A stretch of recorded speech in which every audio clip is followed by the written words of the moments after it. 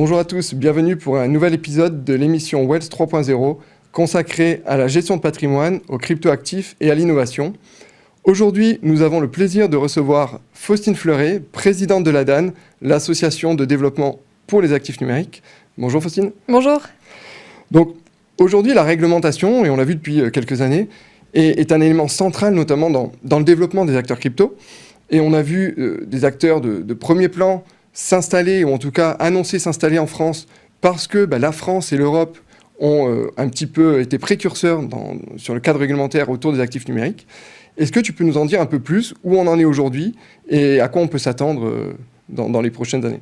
En effet, la France a été précurseur pour construire une réglementation des marchés de cryptoactifs, puisque ce sont des débats qui remontent à la loi Pacte et que le régime des marchés primaires et secondaires des cryptoactifs a été promulgué en 2019. Donc ça fait déjà plusieurs années. Et pourquoi je dis que la France a été précurseur, c'est parce qu'elle a mis en place cette réglementation avant même que l'Europe réfléchisse à son propre régime communautaire. Et d'ailleurs, ce qu'on a fait en France a largement inspiré ce qui va être mis en place dans les prochains mois, à savoir la réglementation MiCA, Markets in Crypto Assets. Donc depuis 2019, nous avons une réglementation en France qui encadre les marchés primaires, ce qu'on appelle les ICO, Initial Coin Offering, mais aussi les marchés secondaires avec un nouveau statut, des nouveaux prestataires, les prestataires services sur actifs numériques, les PSAN, qui ont une particularité, c'est qu'il y a deux régimes qui leur est attribué. Un régime obligatoire, c'est-à-dire qu'ils ont des règles sans lesquelles ils n'ont pas le droit d'exercer en France, mais aussi un régime optionnel. Le but, c'était d'avoir une montée en charge progressive de la réglementation qui tient compte de l'état de maturité et de structuration de l'industrie. Ce qu'on va mettre en place au niveau européen avec MiCA, en revanche, va être totalement obligatoire, mais l'avantage pour les acteurs français, c'est qu'on va enfin avoir une réglementation harmonisée pour l'ensemble des entreprises européennes. Donc de ce point de vue-là, la France, à la fois ses décideurs pour avoir mis en place cette réglementation et ses acteurs pour la respecter, vont être en avance de phase par rapport aux autres juridictions européennes. Et on a parlé de MiCA, qui est la première brique de la réglementation des marchés de cryptoactifs, qui va arriver dans les prochains mois. Mais il y a énormément d'autres textes et d'autres réflexions qui sont menées par l'Europe sur les marchés de cryptoactifs, mais pas uniquement, sur des sujets comme l'impact environnemental, les NFT, la finance décentralisée.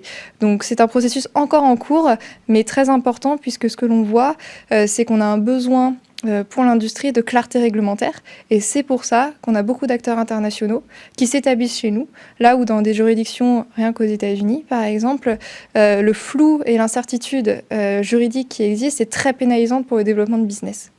Ouais. Et du coup, est-ce que ce cadre réglementaire est plutôt positif pour finalement les investisseurs, pour la protection des investisseurs au final?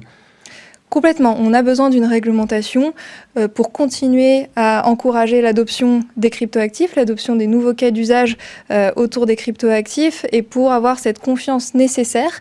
On a les early adopters aujourd'hui qui vont avoir déjà acquis des cryptoactifs, peut-être des NFT, mais pour la plus large partie de la population, il y a encore une croyance très importante qu'il n'existe pas de réglementation.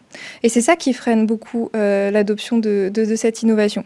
Donc, on a besoin pour la protection des investisseurs, pour favoriser l'adoption, mais aussi pour les partenariats qui peuvent être noués entre ces nouveaux acteurs et des entreprises plus traditionnelles qui ont besoin d'avoir comme garantie en face un statut juridique, des règles qui sont respectées par le partenaire pour envisager développer de nouvelles activités. Et plus récemment, on a eu un débat autour des influenceurs, donc pour potentiellement réguler ces activités, parce qu'on a vu des influenceurs promouvoir certains cryptoactifs de bonne façon ou de moins bonne façon. Est-ce que tu peux nous dire un peu pourquoi on en est arrivé là, pourquoi il y a eu ce sujet qui a été mis sur la table, et qu'est-ce qui en a découlé de ces discussions ? Alors effectivement, il y a eu des débats autour d'un projet de loi qui visait à encadrer les dérives et les arnaques des influenceurs sur les réseaux sociaux. Un projet de loi beaucoup plus général que la seule question crypto, mais dans lequel la question des communications sur les cryptoactifs, cette question a été posée. Dans la mouture initiale de ce projet de loi, il était interdit pour tous les influenceurs de parler de cryptoactifs, sauf si l'acteur était agréé au titre de la réglementation française. ce qui veut dire comme aucun acteur n'est aujourd'hui agréé. Je reviendrai peut-être sur la différence entre l'agrément et l'enregistrement. En fait, on imposait une interdiction pure et simple de parler des cryptoactifs sur les réseaux sociaux. Or, c'est extrêmement important d'avoir une information qualitative pour les investisseurs qui aujourd'hui se trouvent beaucoup auprès de médias spécialisés et d'influenceurs spécialisés. Et donc, si on avait été aussi loin, puisque heureusement l'issue n'a pas été aussi défavorable, on n'aurait pas permis de trier cette information et de donner à l'utilisateur la possibilité de connaître les sources de qualité et fiables vers lesquelles se tourner pour se renseigner sur les marchés de cryptoactifs. De la même façon que nos acteurs enregistrés, nos PSAN enregistrés, qui eux sont un peu plus de 70 aujourd'hui, ne pouvaient recourir à ces canaux de communication que sont les influenceurs pour parler de leurs produits. Or, on sait qu'ils subissent déjà des discriminations dans le cadre de canaux de communication classiques type ceux fournis par les GAFAM. Et donc, on allait encore pénaliser finalement des acteurs qui ont joué le jeu de la réglementation. Donc, heureusement, à l'issue des débats, il va être possible pour les influenceurs de pouvoir faire de la promotion sur des acteurs enregistrés et sur des acteurs qui n'ont pas besoin d'être encadré parce que la réglementation ne l'impose pas. Ce qui était aussi un effet de bord du projet de loi. Or, si vous ne rentrez pas dans le périmètre de la réglementation, vous n'avez pas vocation à être régulé et vous n'avez pas le choix que de ne pas l'être. Donc, aujourd'hui, avec ce projet de loi, ce qui est vraiment très intéressant, c'est que des acteurs non enregistrés, non agréés en France, donc qui ne suivent pas nos règles, ne pourront pas recourir au service des influenceurs, et ça, c'est extrêmement important. Dans le même temps, les acteurs encadrés et régulés et ceux qui devront l'être sous une autre réglementation qui n'existe pas encore pourront utiliser ces canaux de promotion. La vigilance qu'il faut avoir, c'est qu'on a besoin d'une supervision efficiente pour qu'effectivement ces acteurs qui n'ont pas le droit de recourir à l'influence soient sanctionnés s'ils décidaient de faire comme tel. Et c'est un sujet sur lequel on est vigilant depuis très longtemps, puisque l'on sait que même dans le cadre de la réglementation actuelle des PSAN, on a un déficit de supervision qui permet à des acteurs, notamment étrangers, mais pas uniquement, qui ne suivent pas nos règles, de s'adresser au public français, ce qui est tout à fait délétère pour la confiance dans les marchés. Et pour terminer, peux-tu revenir rapidement sur la différence entre l'enregistrement et l'agrément PSAN, justement? Alors, j'évoquais les deux parties de la réglementation des prestataires de services sur actifs numériques, les PSAN, l'enregistrement et la composante obligatoire. C'est-à-dire qu'aujourd'hui, si vous fournissez un service sur actifs numériques, ça va être de la conservation, de l'échange de cryptoactifs contre d'autres cryptoactifs ou contre de la monnaie à cours légal. Si vous fournissez ces services en France ou auprès du public français, ou les deux d'ailleurs, vous êtes obligé d'être enregistré. Sinon, vous êtes en théorie interdit de vous adresser au public français. Donc aujourd'hui, comme je disais, on a plus de 70 PSAN qui sont enregistrés et qui donc peuvent s'adresser à une cible française pour fournir leurs services.